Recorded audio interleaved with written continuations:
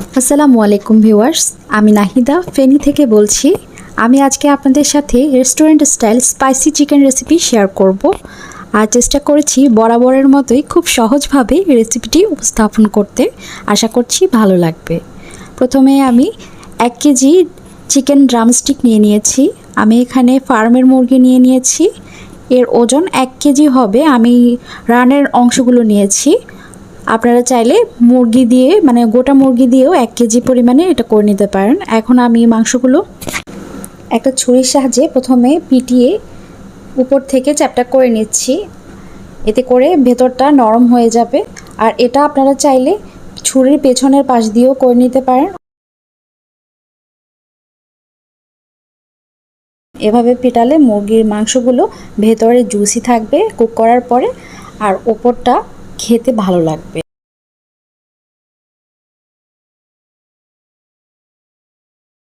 মাংসগুলো ভালোভাবে থেতলে নিয়েছি। এখন কাঁটা চামচের সাহায্যে একটু খুঁচিয়ে নিচ্ছি। এতে করে মাংসের গায়ে ভালোভাবে মশলাগুলো লেগে থাকবে আর মাংসটা অনেক জুসি আর টেস্টি হবে। এই প্রসেসে আমি সবগুলো ড্রামস্টিক কুচিয়ে নিয়েছি। এখন আমি এগুলো মশলা অ্যাড করে দিচ্ছি। ম্যারিনেটের জন্য 1.5 চা চামচ আদা বাটা, 1.5 চা চামচ রসুন বাটা, 1 টেবিল চামচ বা স্বাদ মতো লাল মরিচের গুঁড়া, আধা টেবিল চামচ কালো গোলমরিচের গুঁড়া, 1 টেবিল চামচ জিরার গুঁড়া, 1.5 টেবিল চামচ তান্দুরি মশলার গুঁড়া। যে কোনো ব্র্যান্ডের তান্দুরি মশলা এখানে ইউজ করা যাবে। 1 চা চামচ অরিগ্যানো আর 1 টেবিল চামচ সয়া সস আর হাফ টেবিল চামচ লেবুর রস, 1 টেবিল চামচ টমেটো কেচাপ আর সেই সাথে 1 টেবিল চামচ ওয়েস্টার সস। এটা অপশনাল, না থাকলে না দিলেও সমস্যা নেই। একটু উঁচু করে বা স্বাদ মতো লবণ দিয়ে দিচ্ছি।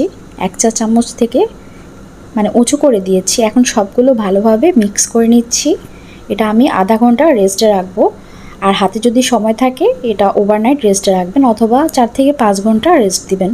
তো প্রায় আধা ঘন্টা পরে আমি ফিরে এসেছি। এখন আমি এতে একটা ডিম অ্যাড করে দিচ্ছি। ডিমটা বাইন্ডিংয়ের কাজ করবে। আর এতে আমি এখন কর্নফ্লাওয়ার দিচ্ছি হাফ কাপ আর 1/4 কাপ দিচ্ছি ময়দা। এগুলো একসাথে ভালোভাবে মিক্স করে দিচ্ছি। কর্নফ্লাওয়ারটা বেশি করে দিয়েছি কারণ কর্নফ্লাওয়ার দিলে মাংসটা উপরে ক্রিস্পি থাকে আর ভেতরটা জুসি হয়। তো এতে আমি রেড ফুড কালার অ্যাড করে দিচ্ছি 2-3 ফোঁটা। এটা অপশনাল, দেখার সৌন্দর্যের জন্যই দিয়েছি আমি। তো সবগুলো ভালোভাবে আমি মিক্স করে নিয়েছি। এখন এগুলো ভাজার পালা। তো মাংসটা ভাজার পূর্বে এর গায়ে ভালোভাবে মশলা বা যে কোটিংগুলো ভালোভাবে লাগিয়ে নেবেন। এতে করে উপরের কোটিংটা ভালো দেখাবে, মাংসের গায়ে কোটিংটা ভালোভাবে লেগে থাকবে আর মশলাগুলোও লেগে থাকবে। তো একটা কড়াইতে আমি ভালোভাবে তেল গরম করতে দিয়ে দিয়েছি। কাঠি টেস্ট করলাম, বুদবুদ উঠছে, তার মানে তেলগুলো ভালোভাবে গরম হয়েছে। এখন আমি মাংসগুলো দিয়ে দিচ্ছি। ওভার ক্রাউডেড করে এখানে মাংস দেওয়া যাবে না, সর্বোচ্চ 4-5টা করে দিতে হবে। তো আমি এগুলো 1 মিনিট পর্যন্ত নাড়াইনি। 1 মিনিট পরে আমি চুলার জাল মিডিয়াম টু লোতে রেখেছি। আর এটা আমি প্রায় 8 থেকে 10 মিনিট পর্যন্ত ভেজে নিচ্ছি। যেহেতু এটা ডুবো তেলে আছে, এটা উল্টানোর প্রয়োজন নেই। এটা একটু নেড়েচেড়ে দিতে হবে, না হয়তো এক পাশে অনেক বেশি কালার চলে আসবে আর এক পাশ সুন্দর দেখাবে না, চারপাশে ভালো কালার আসবে না। তাই এটা অনবরত নাড়তে হবে, কারণ নিচের দিকটায় কালার চলে আসে তাড়াতাড়ি। তো আমি এগুলো নেড়েচেড়ে 8 থেকে 10 মিনিট মিডিয়াম টু লো ফ্লেমে কুক করে নিয়েছি। এখন আমি এগুলো উঠিয়ে নিচ্ছি। সর্বোচ্চ 8 থেকে 10 মিনিটের বেশি লাগে না মাংসগুলো কুক হতে। এই একই সময়ের মধ্যেই কিন্তু মাংসগুলো হয়ে গেছে। এভাবে করে আমি বাকি ব্যাচটাও ভেজে নিচ্ছি। মাংসগুলো তুলে এগুলো ঠান্ডা করতে হবে কোনো কুলিং নেটের উপর রেখে, তাহলে আর এটা নরম হয়ে যাওয়ার কোনো চান্স থাকে না। তো আমি বাকি ব্যাচটাও এভাবে করে ভেজে নিচ্ছি একই প্রসেসে 8 থেকে 10 মিনিটের মধ্যে। তো আমার সবগুলো ভাজা হয়ে গেছে, দেখতে পাচ্ছেন কীরকম লোভনীয় হয়েছে দেখতে। তো আশা করছি আমার আজকের রেসিপিটি সবার ভালো লেগেছে।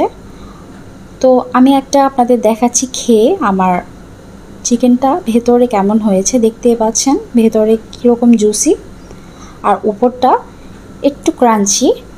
খেতে অসম্ভব মজার হয়েছে। আমি আশা করছি আপনারা আমার এই রেসিপিতে বাসায় অবশ্যই ট্রাই করবেন। আশা করছি আপনারা একদমই নিরাশ হবেন না। আমার আজকের রেসিপিটি আপনাদের সবার অনেক বেশি ভালো লেগেছে। আর ভিডিওটি যদি ভালো লাগে আপনাদের, তাহলে অবশ্যই একটা লাইক দিবেন আর আমার চ্যানেলটি সাবস্ক্রাইব করে আমার চ্যানেলের পাশেই থাকবেন।